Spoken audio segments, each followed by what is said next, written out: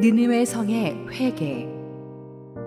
요나 3장 1절에서 10절 말씀입니다. 여호와의 말씀이 두 번째로 요나에게 임하니라. 이르시되 일어나 저 큰 성읍 니느웨로 가서 내가 내게 명한 바를 그들에게 선포하라 하신지라. 요나가 여호와의 말씀대로 일어나서 니느웨로 가니라. 니느웨는 사흘 동안 걸을 만큼 하나님 앞에 큰 성읍이더라. 요나가 그 성읍에 들어가서 하루 동안 다니며 외쳐 이르되 40일이 지나면 니느웨가 무너지리라 하였더니 니느웨 사람들이 하나님을 믿고 금식을 선포하고 높고 낮은 자를 막론하고 굵은 베옷을 입은지라. 그 일이 니느웨 왕에게 들리매 왕이 보좌에서 일어나 왕복을 벗고 굵은 베옷을 입고 제 위에 앉으니라. 왕과 그의 대신들이 조서를 내려 니느웨에 선포하여 이르되 사람이나 짐승이나 소떼나 양떼나 아무것도 입에 대지 말지니 곧 먹지도 말 것이요 물도 마시지 말 것이며 사람이든지 짐승이든지 다 굵은 베옷을 입을 것이요 힘써 하나님께 부르짖을 것이며 각기 악한 길과 손으로 행한 강포에서 떠날 것이라. 하나님이 뜻을 돌이키시고 그 진노를 그치사 우리가 멸망하지 않게 하시리라. 그렇지 않을 줄을 누가 알겠느냐 한지라. 하나님이 그들이 행한 것 곧 그 악한 길에서 돌이켜 떠난 것을 보시고 하나님이 뜻을 돌이키사 그들에게 내리리라고 말씀하신 재앙을 내리지 아니하시니라.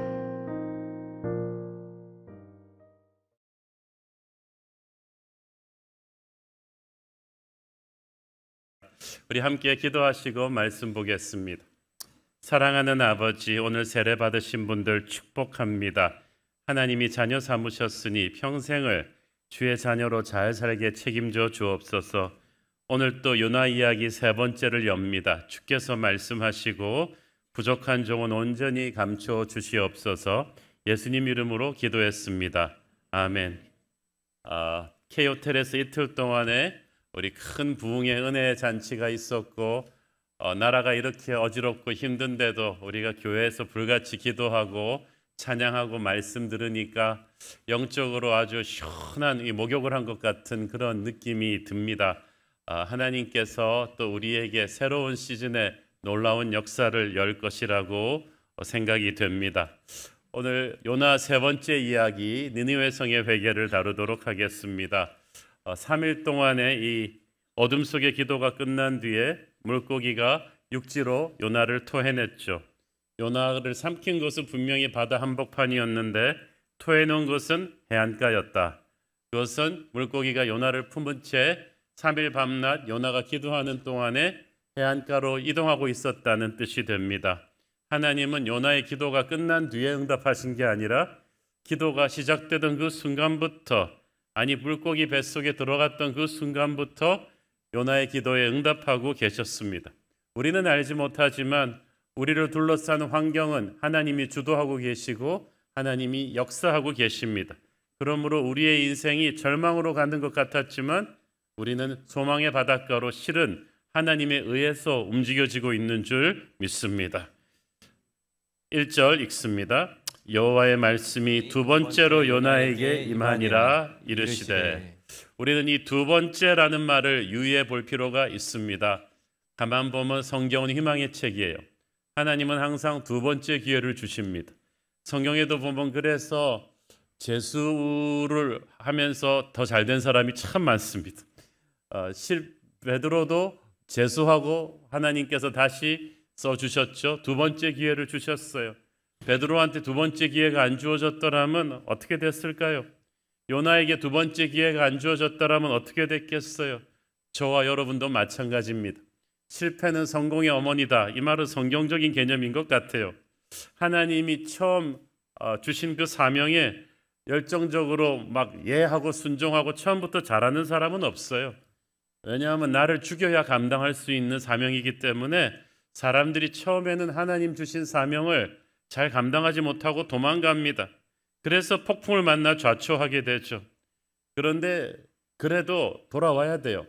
하나님의 사람은 힘들어도 하나님이 나를 위해 예비하신 길로 가야지, 그걸 피해보려고 내 머리 굴려갖고 잘 살려고 도망갔다가는 반드시 중간에 넘어지게 돼요. 그렇지만 하나님은 다시 한번 기회를 주십니다. 하나님이 재수 전문가라는 거, 우리에게 두 번째 기회를 주신다는 것은 참 은혜입니다. 어저께 보았듯이 물고기 뱃속에 3일 기도 동안에 하나님은 요나에게 아무 말씀도 안 하셨어요. 요나가 계속 외치는 거예요. 사실 하지만 하나님은 이미 요나 주변의 상황을 통해서 충분히 말씀하셨습니다. 폭풍우가 있었죠. 제비 뽑힘이 있었죠. 바다에 던져졌죠. 물고기에 삼켜서 3일 밤낮을 있었죠. 그리고 해안가로 물고기가 자기를 토해냈죠. 이 모든 사건들이 행동화된 하나님의 말씀이었습니다. 여러분, 하나님께서 말씀하실 때 그냥 오디오로만 말씀한다고 생각해서는 안 돼요. 하나님이 산신령도 아니시고 맨날 펑 하고 나타나셔서 홍아 이리로 가라, 오늘 저리로 가면 귀인을 만날 것이다, 뭐 이렇게 말씀하시는 게 아니라는 거예요. 하나님은 우리 마음으로 말씀하시고 특별히 우리 주변에 일어나고 있는 모든 상황을 통해서 말씀하고 계세요. 이게 다 행동화된 하나님의 육화된 말씀이기 때문에 우리가 영적으로 분별을 해야 됩니다. 2절 읽습니다. 일어나 저 큰 성읍 니느웨로 가서 내가 네게 명한 바를 그들에게 선포하라 하신지라. 어쩌면 처음 하나님이 요나에게 주신 말씀과 이렇게 토시 하나 안 틀리고 똑같겠습니까? 똑같은 말씀을 받고 그때 요나는 준비가 안 되었으니까 다시스로 도망을 갔는데 하나님은 이제 다시 그 말씀을 또 주시는 거예요. 사명은 바뀌지 않습니다. 이제 그걸 감당할 수 있는 그릇으로 사명자가 바뀌는 거죠. 3절 읽습니다. 요나가 여호와의 말씀대로 일어나서 니느웨로 가니라. 니느웨는 사흘 동안 걸을 만큼 하나님 앞에 큰 성읍이더라. 똑같은 말씀을 듣고 요나가 이번에는 도망가지 않고 순종해서 니느웨로 갑니다. 말씀은 변하지 않았고 말씀 듣는 사람이 변했어요. 여러분, 똑같은 말씀인데도 내가 예수의 보혈의 은혜를 체험하고 성령 체험하고 나서 듣는 말씀은 하늘과 땅 차이예요. 전에는 그렇게 졸리던 말씀이 이제는 달고 오묘한 그 말씀이 되었어요. 내가 이 고난을 겪으면서 부서지고 겸손해지고 보혈의 은혜를 체험하고 성령 기도를 받았더니 이제는 말씀이 내 영혼에 깊이 각인이 되는 것을 느낄 수가 있어요. 그러면 이제 삶의 순종이 어렵지가 않은 거죠. 불같은 광야 3일 밤낮을 거쳐서 물고기 뱃속에서 죽을 고생을 하고 나온 요나에게 처음 주어졌던 사역의 자리 니느웨로 다시 가라고 말씀하십니다. 어찌 보면 하나님이 좀 매정하신 게 아닌가 생각도 듭니다. 그 고생을 하고 나왔으면 야, 수고했다, 그 캄캄한 데서 얼마나 고생했냐, 추웠지, 가서 사우나도 좀 하고 말이지, 머리도 좀 하고 옷도 갈아입고 이 병원 들려가지고 내적 치유도 좀 받고 그렇게 해서 보내야 될 텐데 그런 거 아무것도 없어요. 근데 사실 이 모든 상황은 요나가 자초한 일이긴 했죠. 그리고 하나님에게는 12만 명이나 되는 니느웨의 구원이 그만큼 시급한 문제였어요. 지금 요나의 불순종 때문에 어차피 지금 많이 늦어진 거예요. 이 니느웨 구원을 위해서 하나님은 요나를 준비하셨습니다. 하나님께서 우리를 구원시키시고 광야를 통과하게 하시는 것은 괜히 하시는 게 아니에요. 마지막 시대의 어떤 시점에 세계 복음화를 위해서 우리를 쓰시고자 하기 위함입니다. 그런데 오늘날의 크리스천들이 요나들이 많아가지고요, 니느웨 같은 세상으로 복음 들고 가지 않으려고 해요. 그냥 자꾸 교회 문 닫고 욕망의 다시스로 가려고 하죠. 그래서 하나님이 교회에 큰 폭풍도 보내시고 물고기도 보내셔가지고 다시 붙잡으시는 거예요. 우리의 문제는 우리는 그냥 괜찮은 크리스천으로 살려고 해요. 작은 순종들을 그냥 하지만 결정적인 순종은 하지 않아요. 그걸 바로잡는 방법이 폭풍이었죠. 폭풍에서 변화된 사람은 더 이상 니느웨를 피하지 않습니다. 이제 니느웨로 가서 복음을 전하는 사자가 됩니다. 니느웨에 가서 이제 복음을 전할 때 여러분 우리가 사실 전도 집회할 때도 전략을 세우잖아요. 준비를 굉장히 저도 전도 설교는 평소 설교보다 몇 배 시간을 들여서 준비하거든요. 그런데 요나는 그 큰 도시 니느웨로 가서 하면서도 별 준비를 안 하고 가는 것 같았어요. 자, 니느웨는 큰 성읍이므로 3일 길이다 그랬죠. 니느웨까지 가는데 3일이 아니라 니느웨 안을 도는데 3일이 걸린다고 했어요.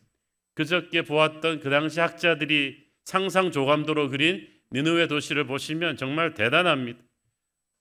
처음 보는 사람은 기가 질릴 정도죠.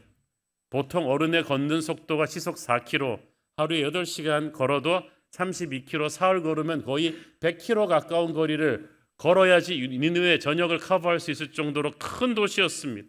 이런 니느웨 성 앞에 딱 섰을 때 이 요나가 어땠겠어요?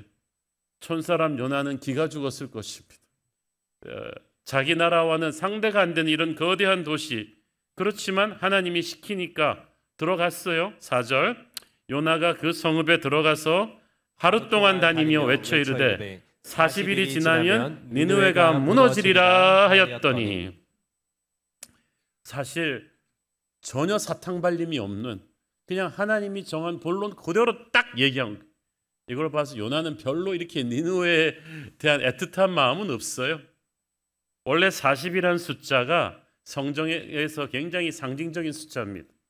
시련의 기간, 회개의 기간, 어떤 사명을 위한 준비의 기간을 말할 때 40이 계속 나옵니다. 노아 홍수가 40일이었죠. 모세가 시내산에서 십계 만든 게 40일, 이스라엘 민족의 광야 생활 40년, 엘리야의 고행길이 40일, 공생애 전에 예수님의 금식기도 기간이 40일.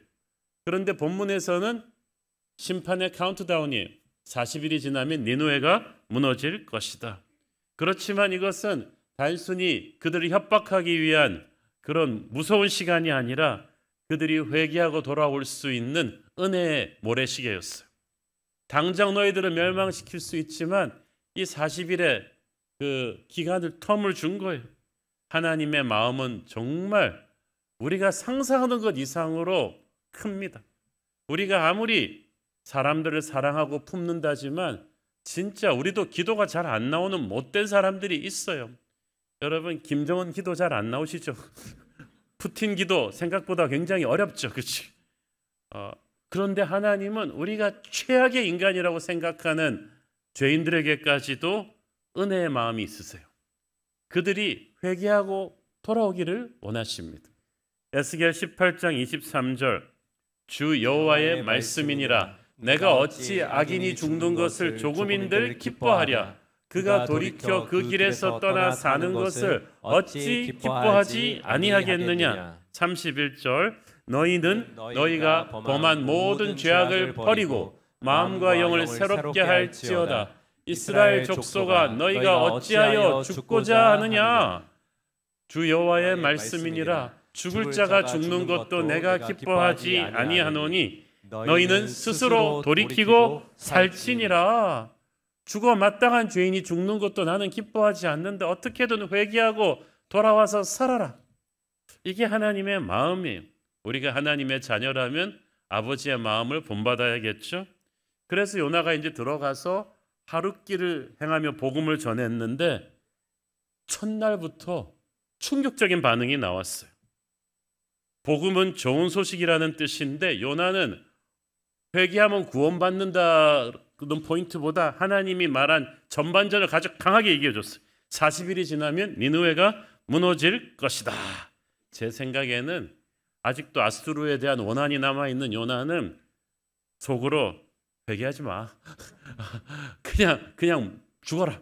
너희는 회개하고 이렇게 회개할까 봐 오히려 요나는 좀 걱정됐던 것 같아요. 이 망해야 된단 말이죠. 좀 통쾌한 마음으로 끝까지 이렇게 선포한 것 같아요. 그렇게 요나는 니느웨가 듣고 회개하기를 바라는 마음보다는 하나님이 이거 하라 그랬으니까 물고기 뱃속까지 갔다 와가지고 이제 불순종 못하니까 진짜 그 말만 딱 전한 거예요. 그랬는데 충격적인 반응이 나타난 거예요. 5절, 니느웨 사람들이 하나님을 믿고 금식을 선포하고 높고 낮은 자를 막론하고 굵은 베옷을 입은지라. 요나가 기절하고 있어요. 그 강팍하고 그 악독한 사람들이 그 말을 듣고 망치로 얻어맞은 듯이 서 있더니 눈에서 눈물이 툭툭툭툭 떨어지면서 무릎을 툭툭 꿇는 거예요. 하나님의 이름을 고백하기 시작하는 거예요.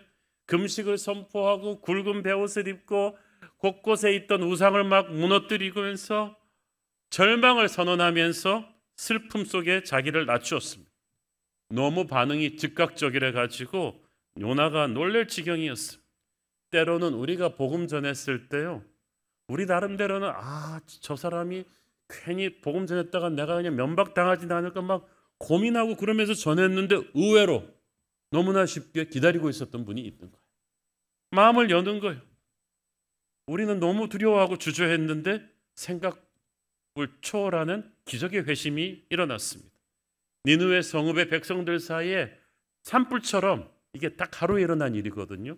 24시간 안에 이런 놀라운 부흥의 열기가, 회개의 열기가 일어나니까 금방 최고 권력자인 왕한테까지 소식이 들어가 버렸어요. 또 왕은 어떻게 합니까? 6절 읽습니다. 그 일이 니느웨 왕에게 들림에 왕이 보좌에서 일어나 왕복을 벗고 굵은 베옷을 입고 제위에 앉으니라. 여러분, 아수르 왕이 어떤 사람이냐 하면요, 그 당시 세계 최강의 제국의 황제예요. 자기가 신이라고 믿어 숭상하는 자입니다. 강포하고 잔인한 아수르 제국의 수장이기 때문에 이 사람 또한 수틀리면 수십만 명을 죽일 수도 있는 그런 잔혹한 인물이었는데, 자기가 신이라고 생각했는데 그 사람이 백성들의 이 회개 소식을 듣고 요나의 메시지를 듣고 자기도 일어나서 왕의 조복을 벗은 거예요. 백성들은 그냥 땅에 앉았는데 자기는 잿더미에 앉았어. 자기의 지위를 버리고 겸손해지고 회개하기 시작한 거예요. 저는 이걸 보면서 지금 자기한테 힘이 있어서 뭐든지 할 수 있다고 생각하는 우리나라 여야 지도자들이 좀 이걸 본받았으면 좋겠어요. 이 역사의 이런 소용돌이 앞에서 아무도 책임지는 사람이 없어요. 니느웨 왕은 이어서 전 국민의 금식을 선포합니다. 대단한 일이죠. 우리 8절 읽습니다.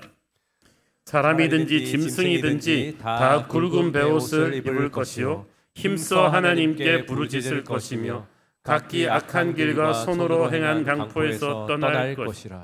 7절에 왕과 그의 대신들이 조서를 내려 니느웨에 선포하여 이르되 사람이나 짐승이나 소떼나 양떼나 아무것도 입에 대지 말지니 곧 먹지도 말 것이요 물도 마시지 말 것이며. 저는 짐승은 어떻게 금식시켰는지 모르겠어요.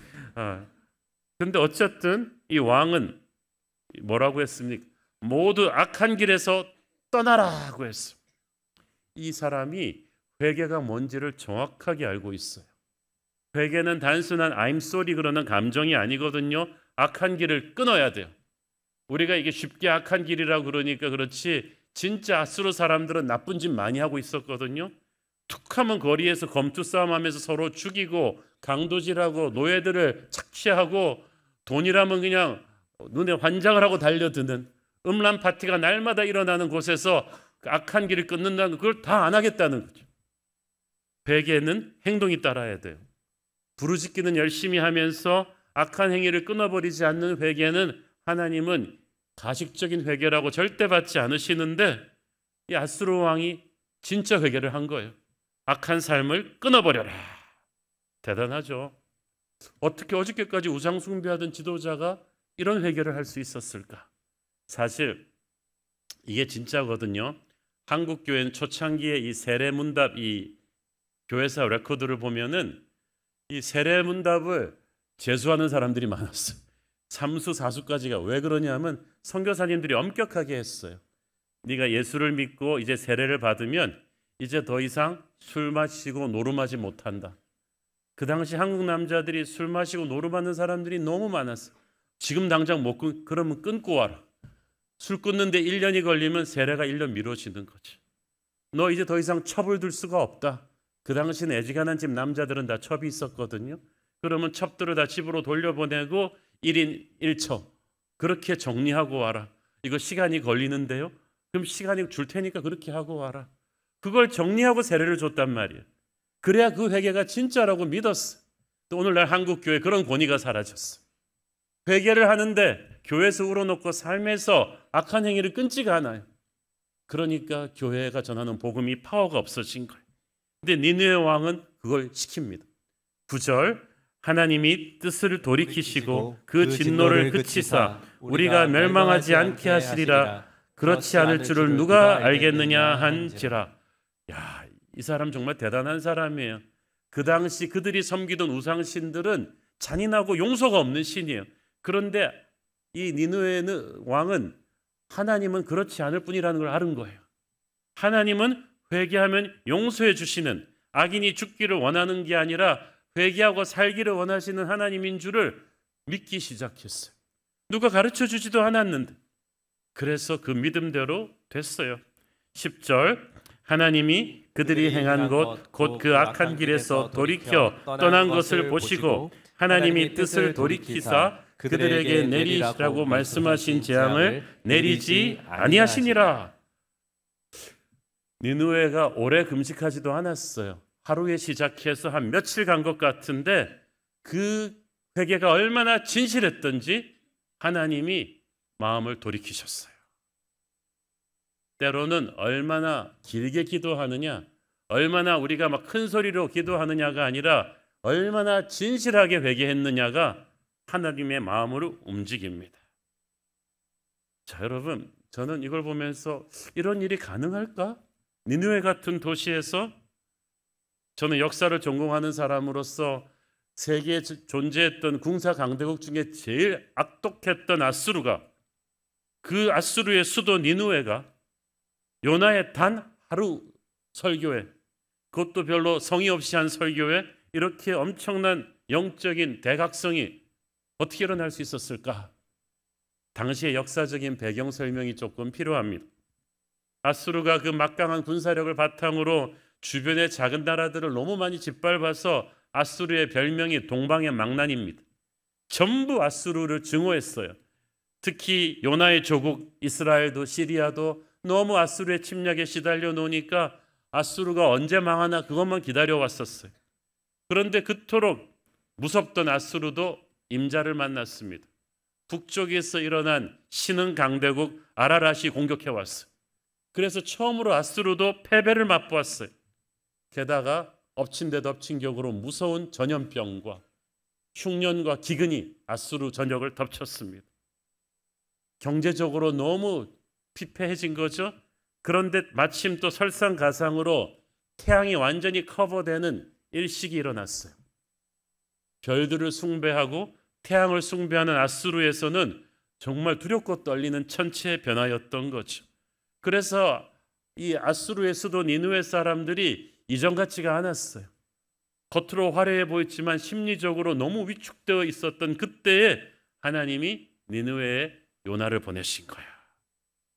그러니까 강대국의 모양새는 갖고 있었지만 땅에 떨어진 자존심과 여러 가지 환난으로 미래에 대한 불안감이 가득하던 그때 역사를 주관하시는 하나님께서 요나라는 메신저를 보내셨어요. 그래서 우리가 전도 잘해서 믿는 게 아니에요. 하나님이 어떤 사람이 복음을 들을 수 있는 마음밭이 되도록 그들을 낮추시고 한 시대 한 지역을 그렇게 만드시는 때가 있다는 거죠. 그러니까 우리가 눈 딱 감고 가서 순종을 하면 되는 거예요. 사실 아까도 말씀드렸듯이 우리가 다음 주 4장에서 드러나지만 요나가 니느웨 복음화에 대한 열정이 있는 사람은 아니었어요.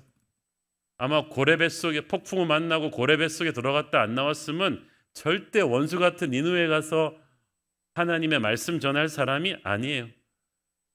결국 니느웨 복음화에 대한 요나의 인간적인 기여도는 거의 제로예요.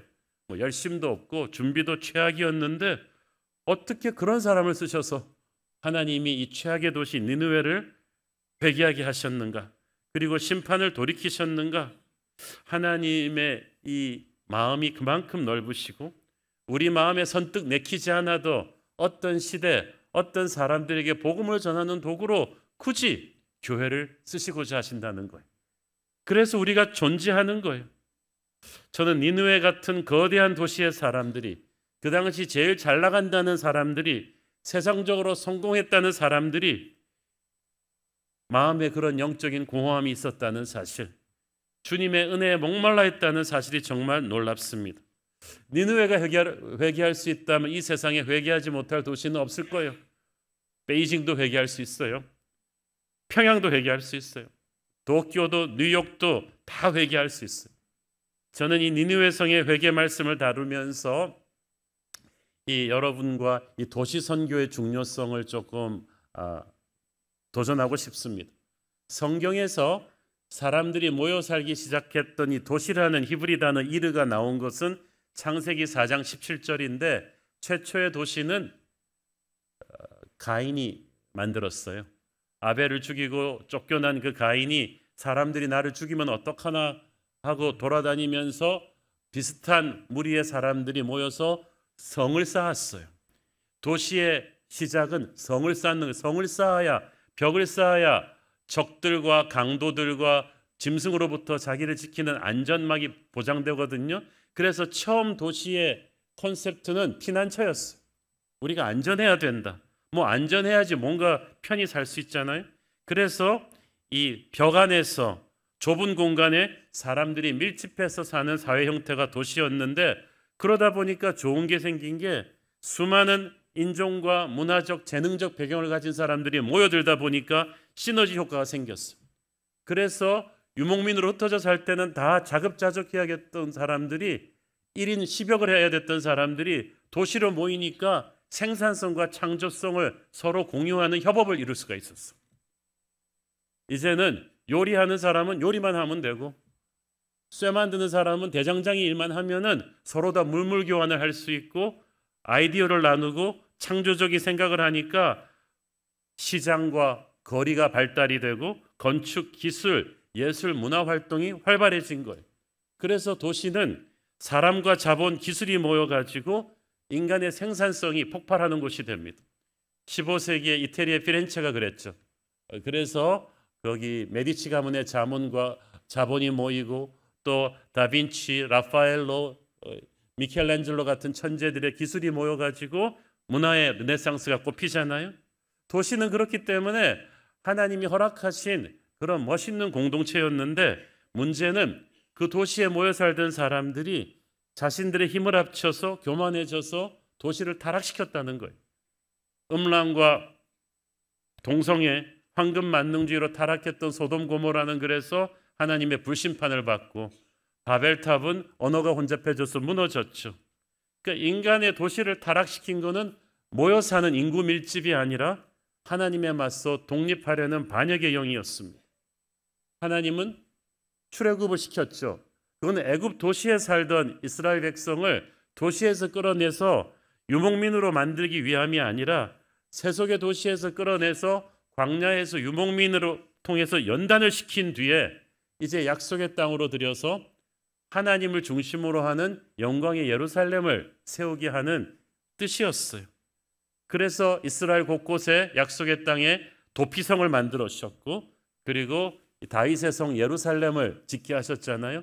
예루살렘은 세상의 도시와 왜 달랐는가? 그 핵심의 중간에 성전이 있었어요. 그건 무엇을 상징합니까? 세속의 도시와 달리 하나님의 도시는 하나님을 예배하는, 그것이 엔진이라는 거예요. 그래서 그 성전이 이스라엘의 정치, 경제, 문화, 상업의 중심지가 됩니다. 세상은 경쟁하고 착취하는 그런 불의의 세상 도시가 아니라 하나님을 예배하면서 이웃을 사랑하는 하나님의 도시가 바로 예루살렘이었어요. 전 세계 도시는 예루살렘을 벤치마킹하게 돼 있었어요. 예루살렘이 타락하면서 하나님의 그 꿈이 다시 또 흔들렸어요. 나라가 갈렸어요. 그런데 그 북이스라엘의 선지자 요나에게 니느웨로 가서 복음을 전하라는 사명을 주신 거예요. 니느웨를 회개시키려는 하나님의 마음에서 우리는 이스라엘 자체를 편애하시는 하나님의 모습이 아니라 이스라엘을 통해서 세상의 모든 도시들을 복음화시키려는 하나님의 사랑을 알게 됩니다. 요나의 시대가 지난 뒤에 한 100여 년 뒤에 유대 나라가 다 망하죠.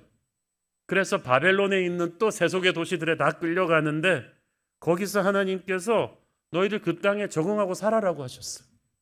거기서 직장 잡고 집 짓고 그 나라의 법을 지키면서 그 도시의 그 거주민이 되라고 하십니다. 그 도시를 경멸해서도 안 되고 도망쳐서도 안 되고 그 도시를 위해서 기도하고 모범적인 시민이 되어서 살라고 하셨어요. 신약 시대에 와서는 예수님께서 너희는 세상의 빛과 소금이다. 너희는 산 위의 도시다. 너희는 보이는 세상 속에 존재하는 보이지 않는 하나님의 나라라고 하셨어요. 그래서 사람들에게 보이지 않는 하나님의 나라가 있다는 것을 너희들은 보여주는 몸으로 보여주는 선교사라고 하셨어요. 이제 초대교회 때로 와갖고는 지상명령은 사실 세상의 모든 도시들을 중심으로 흘러가겠대요. 오순절 다락방에 성령의 불이 내려온 게 예루살렘이었죠. 그 불이 안디옥이라는 도시로 가죠. 그 다음부터 바울이 다니는 코스를 보세요. 사도행전은 도시 선교에 완전히 그 정확한 집약체와도 같았어요. 아테네, 그리스 로마 세계의 문화 중심 도시죠. 고린도 상업 중심 도시죠. 에베소는 종교적인 도시였죠. 이 세 곳에서 사도행전의 역사가 일어나고 사도행전의 마지막 챕터는 세계 최고의 도시 로마에서 끝납니다. 그러니까 하나님께서 이건 의도가 있는 거예요. 지금 전 세계 인구의 50%가 도시들에 지금 몰려 있잖아요. 사람들이 몰려 있는 이 도시에서 복음이 전해질 때 짧은 시간에 그 파급 효과가 굉장히 커요. 자, 로마 시대 최고의 도시 로마가 전성기 때 100만이었는데 서울이 지금 1000만이에요. 그죠? 니느웨의 100배가 큰 도시란 말이죠. 이 대도시에 우리가 살고 있어요. 여기서 집 짓고 직장 잡고 사람들과 어울리며 살아가는데 그렇다면 우리는 이 시대의 요나가 되어서 여기가 우리의 니느웨라는 거예요. 우리는 도시의 복음화를 위해 힘써야 됩니다. 근데 전략이 필요해요. 팀 켈러 목사님은 도시 선교를 거대한 바위를 폭파하는 것에 비교했습니다. 우리가 이 바위를 폭파시켜야 길을 가는데 이러기 위해서는 먼저 구멍 속으로 다이아마이트를 집어넣어가지고 중심부에서 폭파시켜야 되거든요. 구멍을 뚫는 게 먼저 중요해요. 근데 구멍만 뚫고 가운데에서 폭탄을 폭탄시키지 않는다. 그러면 바위 덩어리는 그대로 있겠죠.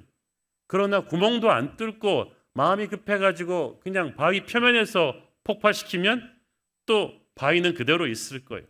중요한 건 두 가지를 다 해야 된다는 거죠. 일단 구멍을 깊이 뚫어야 돼요. 그 다음에 구멍 중심부로 폭탄을 들여보내가지고 폭파시켜야 되는 것처럼 도시 복음화도 마찬가지. 우리에게 귀한 복음이 있지만 이거 바로 폭파시키면 안 되고 먼저 구멍 뚫는 작업을 해야 돼요. 이는 우리가 살고 있는 도시 사람들의 문화와 가치관을 존중하면서 그 문화 속으로 들어가는 게 필요해요. 왜냐하면 도시마다 다른 문화가 있고 지역마다 공무원들이 밀집돼 사는 지역이 있고 예술인들이 밀집된 지역이 있고 IT 금융인들이 모여 사는 지역이 곳곳에 있잖아요.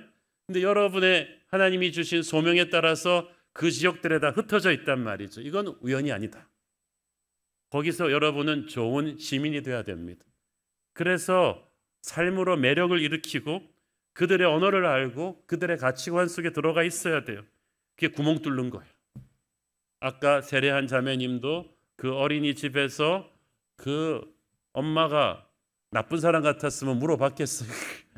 평소에도 정말 훌륭한 사람이다, 좋은 사람이다, 다르다고 느꼈으니까 물어봤겠죠. 고구마를 찌르기 전에 자기를 먼저 찌르라고 다가왔단 구멍을 뚫어서 우리의 이웃들과 만나 관계를 맺고 그 다음에 복음을 터뜨린다. 이것이 도시 복음화의 기본입니다.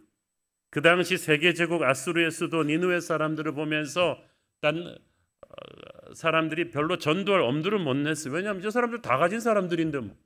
그리고 못됐는데 교만한데 그런 사람들이 설마 하나님 믿겠어? 이렇게 생각한 거예요. 그러나 방금 말씀드렸듯이 그들의 속사정은 말할 수 없이 가난해져 있었어. 지금 서울 사람들도 마찬가지죠. 어떤 분은 말합니다. 요즘 서울 사람들, 강남 사람들이 어떤 사람들인데 교회에 대한 반감이 얼마나 큰데 괜히 전도했다가 면박당하지 말고 그럴까요? 지금 서울 사람들 상태 안 좋아요. 다 가진 것 같지만 요즘 우리 너무 마음이 불안하고 외롭잖아요. 코로나 이후로 폭증한 우울증과 자살률이 세계 1위입니다. 서울이. 끝을 모르는 불경기에 우리가 정치권의 한심한 모습에 마음을 두지를 못해요. 거대 야당의 폭주와 이해할 수 없는 대통령의 이 독선이 지금 이 나라를 어떻게 망치고 있는지 우리는 지금 매일 보고 있지 않아요? 하지만 저는 바로 이때가 서울 복음화를 위해서 우리 새로운 교회가 한번 힘을 낼 때라고 믿습니다. 지금까지 이보다 더한 국가적인 위기를 IMF 때도 금융위기 때도 우리는 기도로서 잘 헤쳐왔고 나라를 위해 눈물로 기도하고 전도했던 한국 교회는 이 오욕과 혼돈의 100여 년의 그 현대 역사 속에서 이 나라를 그만큼 그래도 살려왔습니다. 우리는 다시 한번 역사에 대한 책임의식을 가지고 우리가 사는 도시 서울에 대한 복음화를 꿈꾸고 기도해야 될 줄로 믿습니다. 전도가 어렵다고는 하지만 그건 마귀가 준 선입관입니다. 지난번 전도 집회를 하고 나서 제가 간증들을 들어보니까 저는 지금도 얼마나 많은 사람들이 이 복음의 의외로 마음이 열려 있는지 놀람을 금치 못합니다.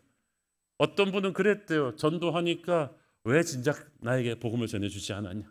또 어떤 분은 이분이 다른 직장 동료들은 전도하고 이 사람은 좀 못돼 보여서 안 했더니 너 왜 나한테는 전도를 안 하는 거지.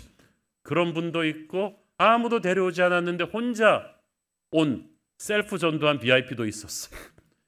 1년 후에는 또 교인이 돼가지고 다른 분도 데려오시고 이걸 보니까 이건 우리가 전략 세우고 우리가 잘해서 한 게 아니에요. 하나님이 예비하신 복음의 추수밭들이 많다는 거예요. 오늘 본문 마지막 절 말씀은 우리에게 감동을 주지 않습니까? 하나님은 그들이 행한 것 곧 그 악한 길에서 돌이켜 떠난 것을 보시고 하나님이 뜻을 돌이키사 그들에게 내리리라고 말씀하신 재앙을 내리지 아니하시니라. 이때까지 니느웨가 저지른 죄악이 얼마나 많은데 한순간에 다 캔슬시켜버렸어. 회개했기 때문에 니느웨의 회개의 정성이 아니라 그리스도의 십자가 보혈의 은혜는 회개하는 자에게 임하기 때문에 눈과 같이 희게 덮어버리셨다는 거예요. 여러분, 할라에서 백두까지 너무 죄악이 많은 이 나라, 수없이 많은 사람들이 오늘도 하나님을 모르고 죽어가고 있습니다. 왜? 그 옆에 사는 크리스찬이 전도하지 않았기 때문에. 우리는 세상 한가운데로 구멍을 뚫고 들어가서 우리 주변의 사람들에게 반드시 복음을 전하는 우리 어린이집 친구 엄마들에게, 아파트 동호회 사람들에게, 내 직장 동료에게, 그 못돼 먹은 내 직장 동료에게라도 니느웨에 복음 전했던 요나처럼 이 교회당 문을 나서면 바로 거기에 우리의 니느웨가 있습니다. 이 힘든 시대에 이 서울의 복음화를 위해서 저와 여러분이 쓰임받게 되기를 축원합니다. 기도하겠습니다. 주님 은혜를 감사합니다. 하나님, 화려했던 니느웨였지만 속으로 속병을 앓고 있었던 그들, 마음이 가난해진 그들에게 복음이 전해졌을 때 놀라운 니느웨의 회개가 일어났듯이 지금 대한민국 서울 사람들, 잘 살고 화려한 강남 사람들 속으로는 신음하고 있고 두려워하고 있음을 압니다. 우리가 복음 전해서 그들을 변화시키기를 원합니다. 사용하여 주시옵소서. 예수님 이름으로 기도했습니다. 아멘.